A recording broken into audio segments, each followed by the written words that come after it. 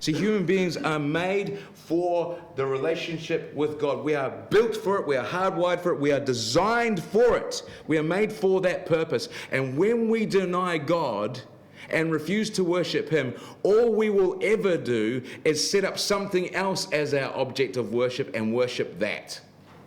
Because we must worship. It is part of who and what we are as human beings. We must worship. Human beings could be defined as worshipping creatures. The truth is, folks, that in denying God, we don't stop worshiping. We just find something else or someone else to worship. That's it. All unfaithfulness, all faithlessness stems from and results in blasphemy and idolatry, false worship. And that's the pattern that we see in verses 24 and 25. Therefore, we'll go back again to 23. They exchanged the glory of the immortal God for images made to look like mortal beings, birds, animals, reptiles. Verse 23. That's the pattern.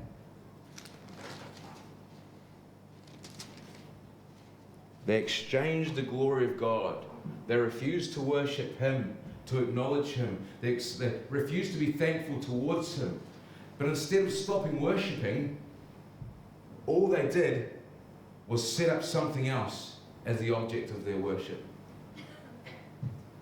And every one of us is guilty of that. Every one of us is guilty of precisely the same. When we refuse to worship God, we will only adopt something else as the object of our worship. Now that could be any number of things, because human beings will worship just about anything. It could be any number of things. In fact, Scripture, I like the humour of Scripture.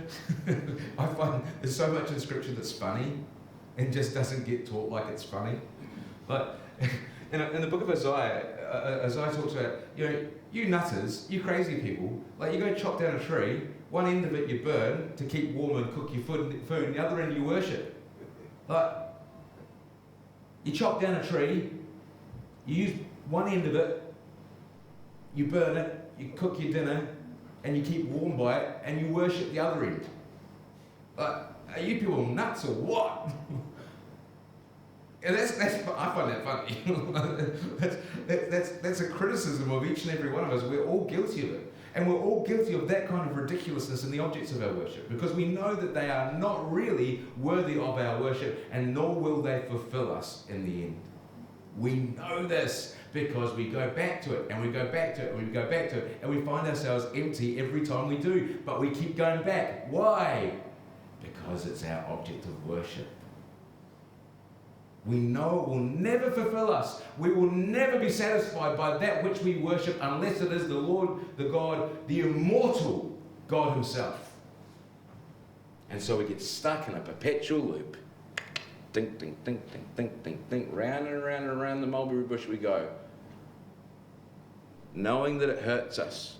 Knowing that it causes us damage. Knowing that it causes us pain, knowing that it causes pain to others, but we just keep on going and keep on doing the same thing over and over and over and over, for some reason expecting different results. And you know the old saying, to do the same thing over and over again and expect different results is the definition of madness. We're all mad here. You're in the right place.